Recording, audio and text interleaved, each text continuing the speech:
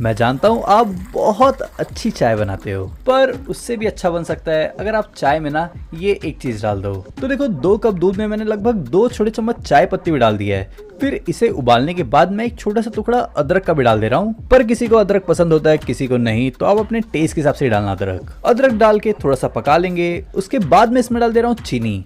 चीनी अपने टेस्ट के हिसाब से डाल दे रहा हूँ मैं। और आज का सबसे जरूरी चीज जो चाय का टेस्ट डबल कर देगा, पुदीना। पुदीना मैंने इसमें डाल दिया है लगभग 6 से 7। पुदीना डालकर इसे 2 से 3 बार उबाल लेना है और उसके बाद हम इसे निकाल लेंगे। और अगर चाय बनाने का ये तरीका पसंद आया तो वीडियो को लाइक जरूर कर